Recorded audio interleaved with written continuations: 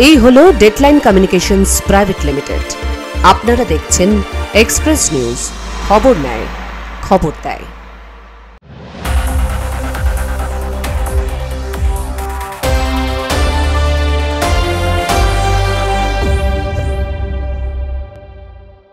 Express midday brought you by Coal Mine Associated traders private Limited. নমস্কার, এক্সপ্রেস নিউজে আপনাদের সবাইকে স্বাগত। আমি অনুশ্রী, শুরু করছি আজকের এক্সপ্রেস মিডডে।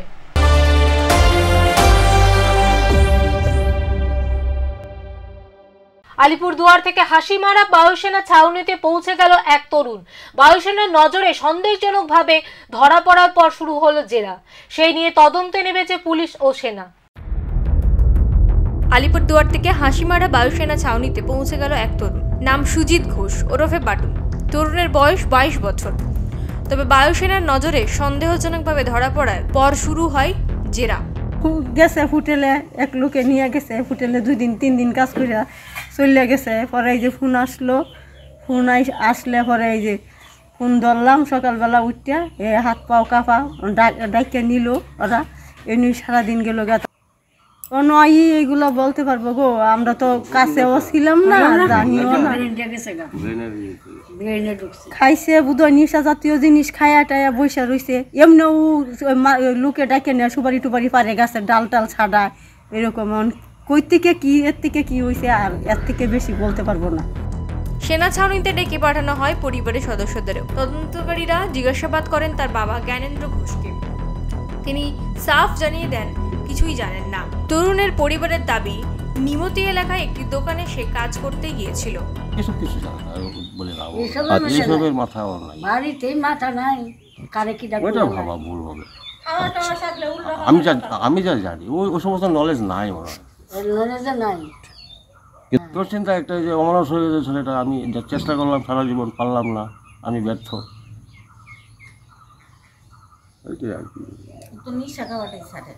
তবে প্রশ্ন উঠছে, সেখান থেকে সে সেনা ছাউনিতে পৌঁছালো কিভাবে? কি উদ্দেশ্য ছিল তার সেখানে যাওয়ার?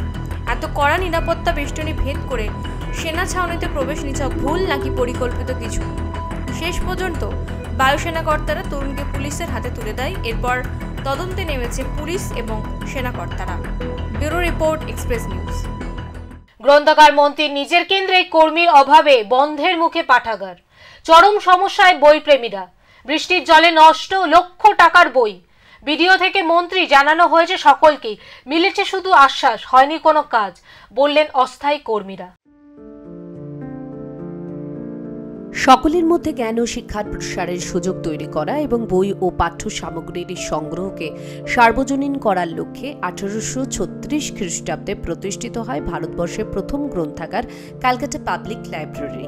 এরপর দেশের বিভিন্ন প্রান্তে ধীরে ধীরে তৈরি হতে থাকে গ্রন্থাগার।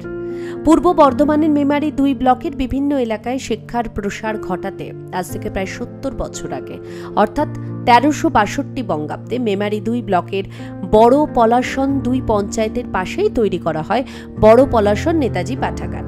এই পাঠাগারে একটা সময় বই পড়তে পাঠক পাঠিকাদের সংখ্যা ছিল চোখে পড়ার মতো। বর্তমানে লাইব্রেরিটি ঠিকমতো খোলা না থাকায় পাঠকের সংখ্যা 0। বছর কয়েক আগেও এই পাঠাগারে বসে বই পড়া যেত, কিন্তু বর্তমানে এই পাঠাগারের এতটাই ভগ্নদশা যে এখানে কাজ করতে ভয় পান কর্মীরা। ছাদের চাঙড় খসে পড়ছে জল, ভেন্টিলেটর দিয়ে ঢুকছে সাপ, জায়গায় জায়গায় বাসা বেঁধেছে উইপোকা। এখানে শেষ নয়, বৃষ্টির জলে স্যাঁতস্যাঁতে মেঝেতে নষ্ট হচ্ছে লক্ষ লক্ষ টাকার বই। বিল না মেটানোয় ইতিমধ্যেই বিচ্ছিন্ন করা হয়েছে বিদ্যুৎ সংযোগ।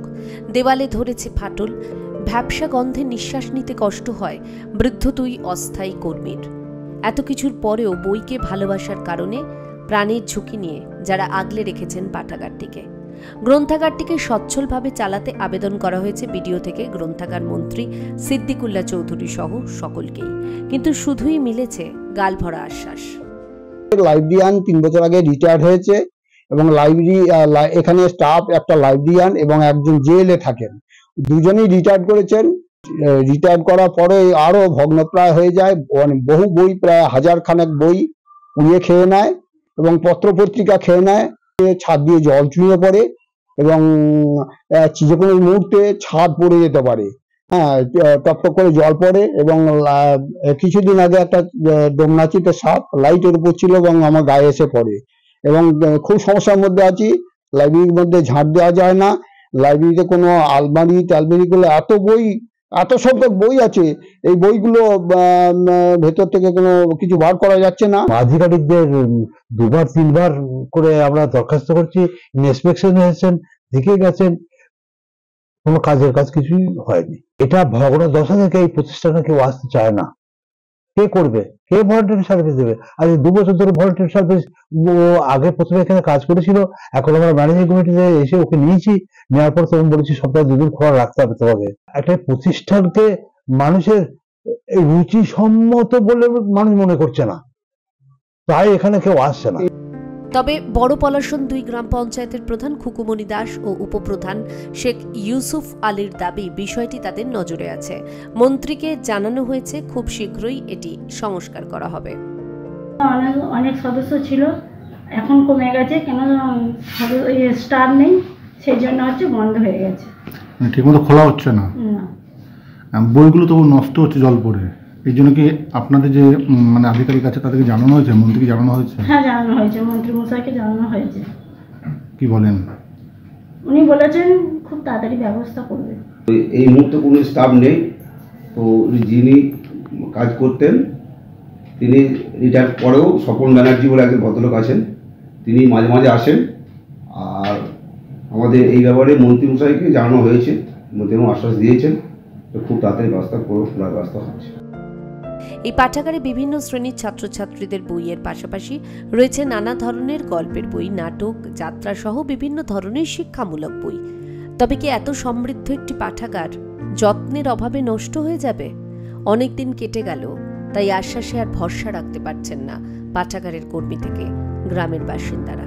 পূর্ব বর্ধমান থেকে সঞ্জিত কুরের রিপোর্ট, এক্সপ্রেস নিউজ। এবার উচ্চ মাধ্যমিকে দারিদ্রতাকে হার মানিয়ে রাজ্যের দ্বিতীয় সবজি বিক্রেতার ছেলে তুষার দেবনাথ। তাই এই সাফল্যে খুশির হাওয়া গোটা কোচবিহার জুড়ে।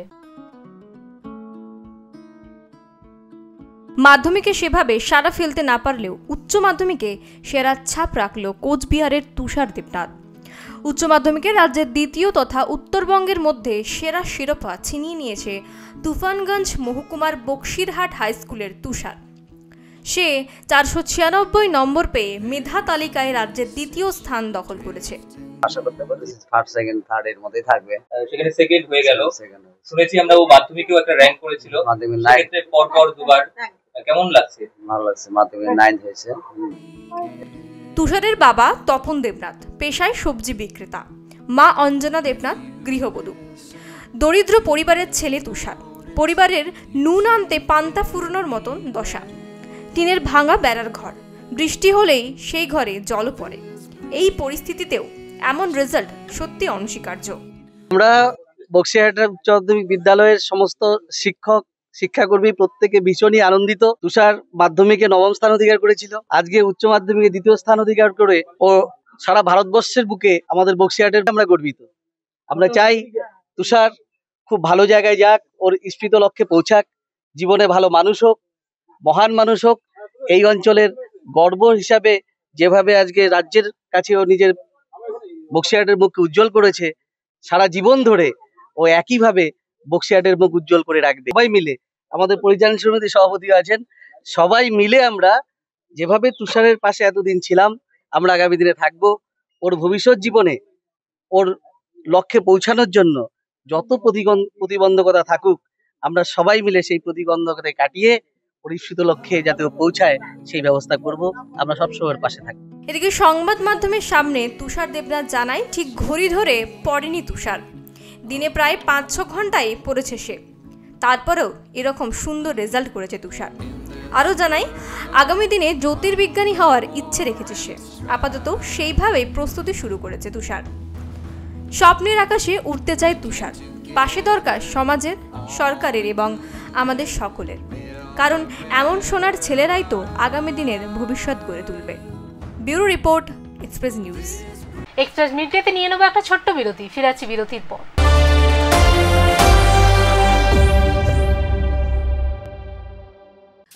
উন্নয়নকে হাতিয়ার করে পথ চলা শুরু করে দে গ্রুপ এন্টারপ্রাইজ। 1962-তে শিল্পপতি বলরাম দের হাত ধরে যাত্রা শুরুর প্রথম দিন থেকেই এই সংস্থা প্রথম জাতীয় সড়ক নির্মাণ, রেল পরিকাঠামো, সেতু নির্মাণ বা আবাসন, ওপেন কাস্ট মাইন্স হোক বা পরিবহন, এই সংস্থার জুড়ি মেলা ভার, নিরলস প্রচেষ্টা আর কর্মদক্ষতায় দে গ্রুপ এন্টারপ্রাইজের coal mines associated traders private limited এখন বিশ্বাসের প্রতীক। সদর দপ্তর 18/A park street, 16/1 Stephen court, Kolkata.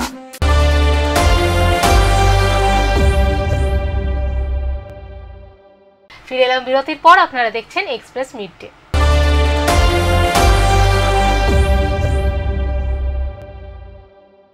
বছরেও রায়ডাক নদীতে হলো না সেতু। পাকা সেতু নির্মাণের কাজ শুরু হলেও সেতুর পিলার তৈরির পরেই থমকে গিয়েছে কাজ।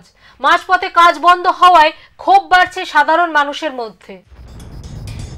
সেতুর শিলান্যাস হয়েছিল 6 বছর আগে, কিন্তু এতদিনেও পাকা সেতু নির্মাণ অধরাই থেকে গিয়েছে। কাজ শুরু হয়েছিল, কিন্তু পিলার নির্মাণের পর সেতুর কাজ মাঝপথেই দীর্ঘদিন ধরে বন্ধ হয়ে পড়ে রয়েছে, এমনটাই অভিযোগ স্থানীয়দের। বর্ষায় নদীতে জল বাড়লে চরম সমস্যার আকার নেয়। সেই সময় জীবনের ঝুঁকি নিয়ে নৌকায় নদী পারাপার করতে হয় 8 থেকে 80 কে। সেতু নির্মাণ না হওয়ায় ক্ষোভ জমেছে এলাকাবাসীর মনে। অবিলম্বে সেতু তৈরির কাজ শেষ করার দাবিতে সরব হয়েছেন কোচবিহারের তুফানগঞ্জের 1 নম্বর ব্লকের ধলপল 1 নম্বর গ্রাম পঞ্চায়েত এলাকার বাসিন্দারা। কিসের জন্য হচ্ছে না, তো অনেকদিন পুরোনো ব্রিজ ছিল, আগে এই ব্রিজ হওয়ার আগে যেগুলো ব্রিজ শুরু হয়েছিল সেগুলো কমপ্লিট হয়ে গেছে বা উদ্বোধন হয়ে গেছে, কিন্তু এই ব্রিজটা বন্ধ হয়ে আছে, সেটা কারণটাও বলে না তারা। উত্তরবঙ্গ উন্নয়ন দপ্তরের বরাদ্দে 2019 সালের মার্চ মাসে সেতুর শিলান্যাস হয়। সেতু নির্মাণের সময়সীমা বেঁধে দেওয়া হয়েছিল 2 বছর। রায়ডাক নদীর উপর এই সেতু নির্মাণ হলে তুফানগঞ্জ 1 নম্বর ব্লকের তুফানগঞ্জ 2 নম্বর ব্লকের যাতায়াত সহজ হবে বলে মনে করছেন বাসিন্দারা। এ বিষয়ে উত্তরবঙ্গ উন্নয়ন মন্ত্রী উদয়ন গুহ বলেন, যেই ঠিকাদার সংস্থা কাজটি নিয়েছিল তারা কাজ না শেষ করেই সেখান থেকে চলে গিয়েছে। সে কারণেই সেতু নির্মাণের কাজ মাঝপথেই থমকে গেছে। নতুন করে টেন্ডার করে দ্রুত কাজ শেষ করার আশ্বাস দিয়েছেন তিনি।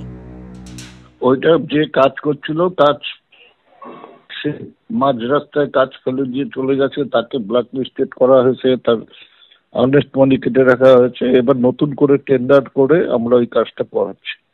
আচ্ছা, মানে খুব তাড়াতাড়ি হবে, তাই তো? আর এই সেতু নির্মাণ নিয়ে শুরু হয়েছে রাজনৈতিক তরজা। শাসককে তীব্র আক্রমণ করতে ছাড়েনি বিরোধীরা। এ বিষয়ে শাসক দলের কাটমানি তত্ত্বকে খাড়া করেছে বিজেপি।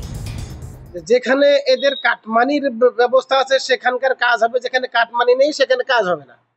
মানুষ যত অসুবিধার মধ্যে থাকুক, এদের কাটমানি হচ্ছে উদ্দেশ্য। কাটমানি ছাড়া এদের মন্ত্রী পর্যন্ত কাটমানি ঘুষ ছাড়া কোনো কাজ কোনো এলাকাতে করবে না, কোনো এলাকাতে হবে না। এই জন্য আজকে সেখানকার ব্রিজটা অর্ধসমাপ্ত হয়ে আছে, কাজ হচ্ছে না। এই সেতু তৈরি হলে সরাসরি যোগাযোগ স্থাপন হবে নাটাবাড়ি, ধলপল, রসিকবিল, রামপুর এমনকি অসমের সঙ্গে। কাজেই এই সেতুর গুরুত্ব অপরিসীম।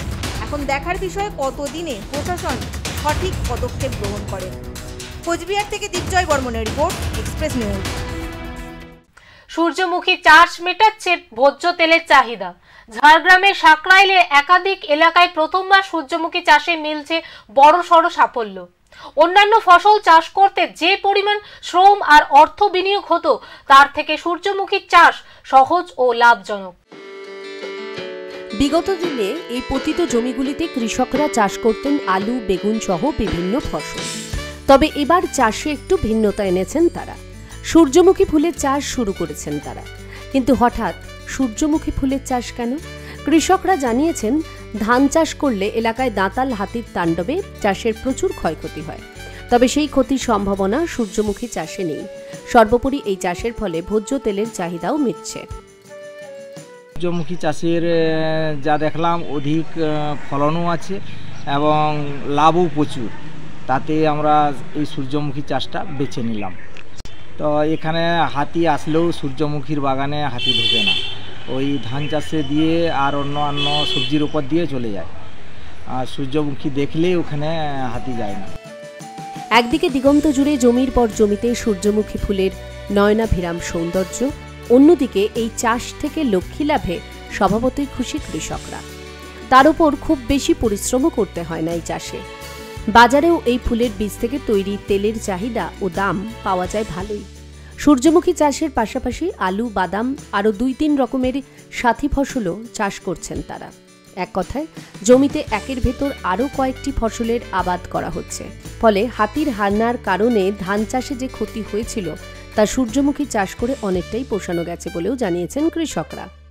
লাভ তো আছে সূর্যমুখী, তোমার এই তেলের দাম ধরো এই 200 টাকা লিটার, যদি কমসে কম বিঘায় তোমার আসে তাহলে হবে, লাভটাই হবে।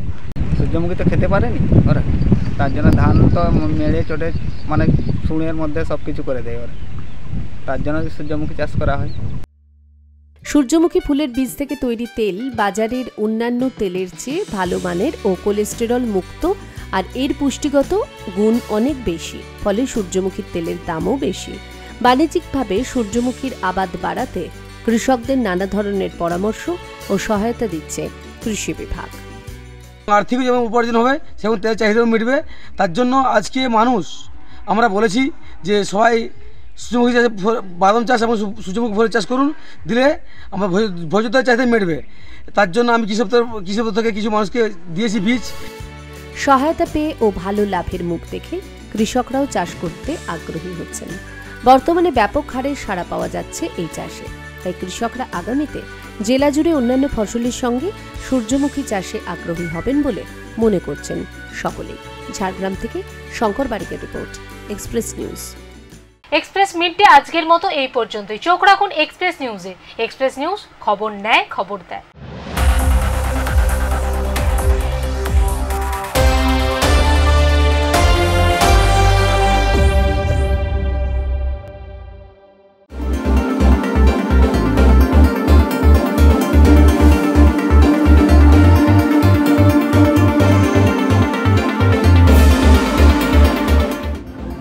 আগামী 10ই জুন এক্সপ্রেস নিউজের যে আমাদের চ্যানেল রয়েছে, নিউজ চ্যানেলটি রয়েছে, তার 24 বছর পূর্ণ হচ্ছে।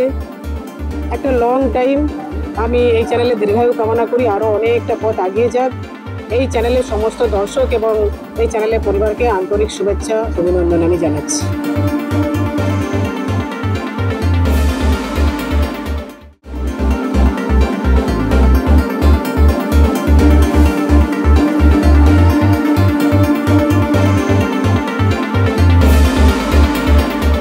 এক্সপ্রেস নিউজ একটি নির্ভরযোগ্য নির্ভীক সংবাদ মাধ্যম। এই সংবাদ মাধ্যমের 24 বছর পূর্তি হতে চলেছে, তাই পুরুলিয়া প্রেস ক্লাবের পক্ষ থেকে চ্যানেল কর্তৃপক্ষ এবং সমস্ত চ্যানেলের দর্শকদের জানাই অনেক অনেক অভিনন্দন ও শুভেচ্ছা।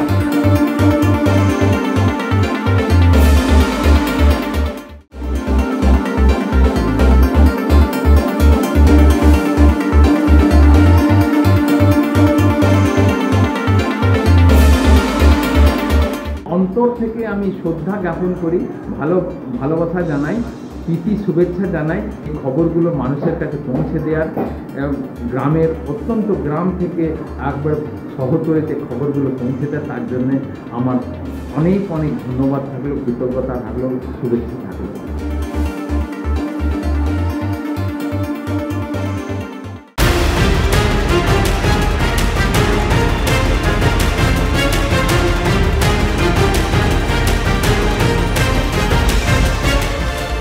এই হলো ডেডলাইন কমিউনিকেশনস প্রাইভেট লিমিটেড। আপনারা দেখছেন এক্সপ্রেস নিউজ, খবর নেয়, খবর দেয়।